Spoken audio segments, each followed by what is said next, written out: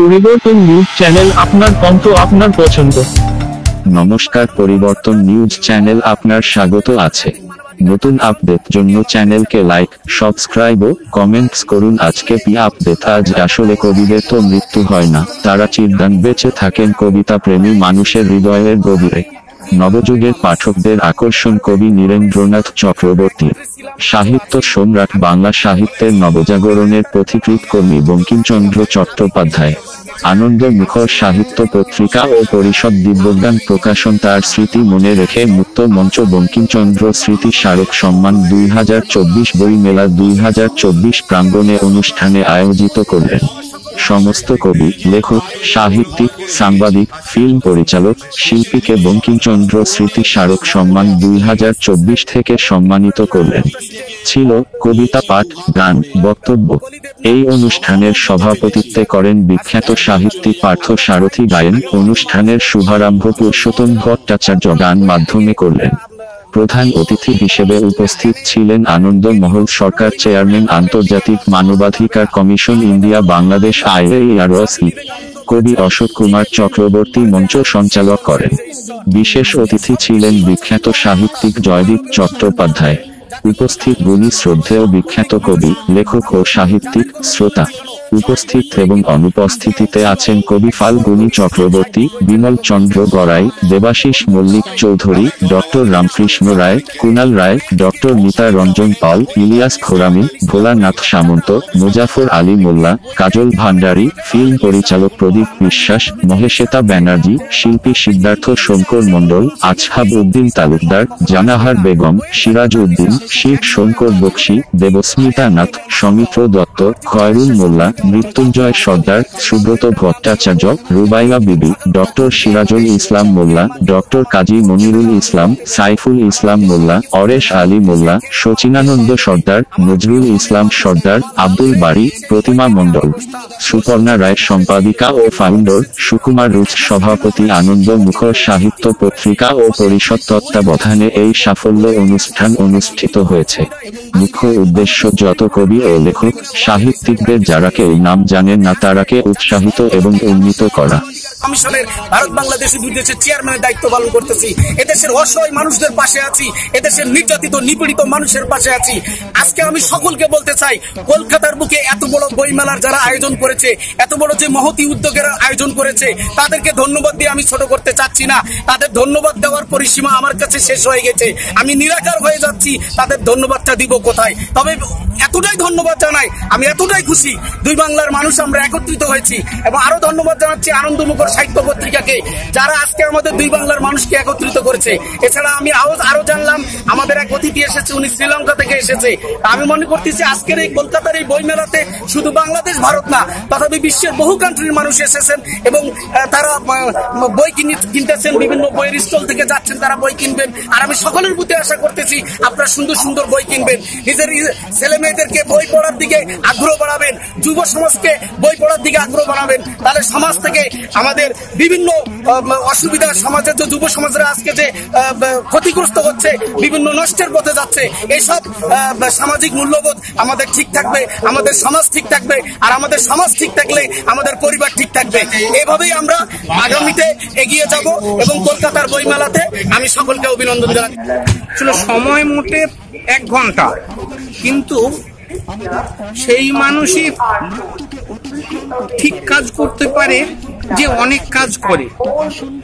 সুতরাং এই 1 ঘন্টার মধ্যে সুচারুভাবে যে অনুষ্ঠানটি হলো, কোনো প্রশংসাই এদের জন্য যথেষ্ট নয়। আর আমি আনন্দমহল সরকার ভাইকে ধন্যবাদ দেব যে শুধু 1 ঘন্টার একটি অনুষ্ঠানের জন্য সুদূর বাংলাদেশ থেকে এসে কালকেও চলে যাবেন। এই যে কতখানি প্রেম থাকলে, কতখানি ভালোবাসা থাকলে, মানুষের প্রতি, বইয়ের প্রতি কতখানি দরদ থাকলে তবে এমন স্যাক্রিফাইস করা যায়। আমাদের এই যে দরদ, এই দরদ আর কি বলা হয়ে থাকে যে এই যে কষ্ট করেছেন সেজন্য আর কি জন কিটস বলেছিলেন our sweetest songs are those the tell of saddest thoughts. আমাদের আর কি দুঃখই শ্লোকই শোকের জনয়িতা, শোকই শ্লোকের জনয়িতা। আমি আনন্দমোহন ভাইকে দেখে মনে হলো যে হ্যাঁ, যে কষ্ট করেছে আর কি সত্যি সত্যি কবিতা শুধু লেখা হয় না, রবীন্দ্রনাথকে বলা হয় রবীন্দ্রনাথের জীবন রবীন্দ্রনাথের কবিতার থেকে কোনো অংশে কম নয়। সুতরাং এমন কিছু মানুষ আছে যাদের জীবনও কবিতাময়। আমি মনে করি আনন্দমোহন ভাই এবং তার সাথীরা এক একজন এক একটি আদ্যন্ত কবিতা। তাদের সকলের প্রতি আমার শুভেচ্ছা, ভালোবাসা। আনন্দমুখর সম্বন্ধেই বললাম আর কি যে 1 ঘন্টাতে এত সুচারু অনুষ্ঠান করা যায় সেটা পরিকল্পনা ছাড়া এবং মানসিক সততা ছাড়া। বলা হয়ে থাকে যে মানুষ সুন্দর না হলে তার সাহিত্য সুন্দর হতে পারে না। যার ভিতরে সৃষ্টি না থেকে থাকবে সে কোনো সৃষ্টি, সে অনুষ্ঠান সৃষ্টি করুক আর কি যে কোনো প্রতিষ্ঠানকে দাঁড় করাক, তার ভিতরে একটি সৃষ্টি মুখ থাকতে হবে, একটি সুন্দরের মুখ থাকতে হবে, তবে সে অন্যকে সুন্দর করতে পারে। সুন্দর, handsome is what handsome does. সুন্দররা যা করে, আমার ক্ষেত্রে 24 ঘন্টা যা, একটা সৃষ্টিশীল মানুষের ক্ষেত্রে 24 ঘন্টা তাই। কিন্তু যেহেতু তিনি সৃষ্টিশীল মানুষ, তাই তার এই 24 ঘন্টায় অনেক কিছু সৃষ্টি হয়, আমি সৃষ্টি করতে পারি না। সেজন্য বলা হয় handsome is what handsome does. সুন্দররা যা কিছু করে তাই সুন্দর।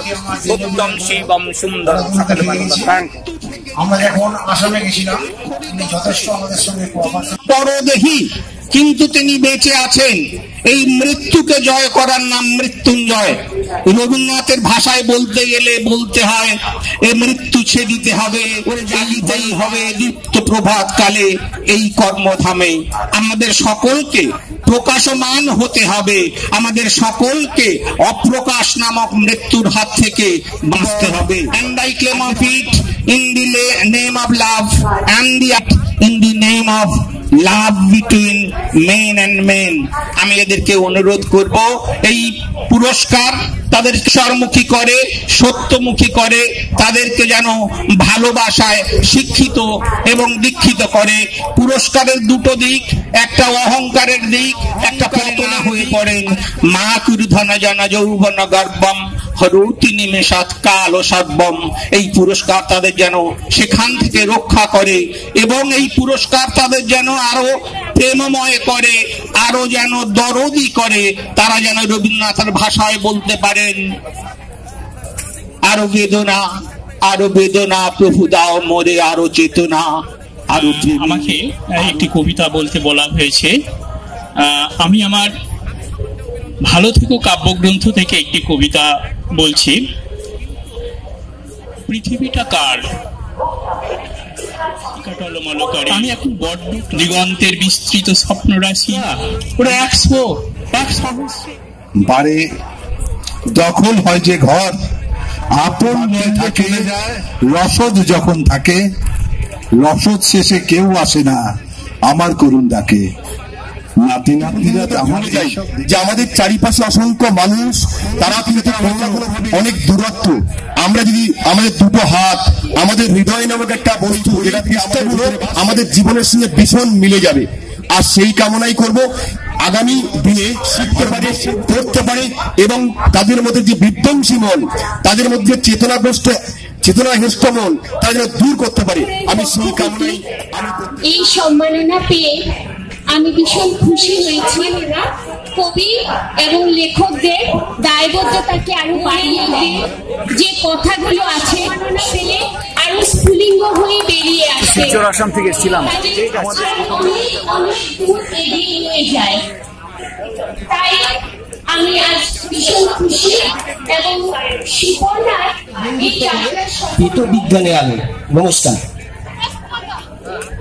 কবি প্রতিভা মণ্ডল আসুন। অনেকদিন আগে লিখে রাখা সাদা কাগজের মধ্যে আমার কিছু আত্মকথা লিখেছিলাম, হঠাৎ করে আজ চোখে পড়ে গেল। কাগজটি ধুলোয় মাখানো, কিন্তু নিজের হাতের কলমের কালি দিয়ে শব্দ গাঁথা দেবে আমার আকাশটার নেই বুকের মধ্যে আঁকড়ে ধরি রবীন্দ্রনাথকে।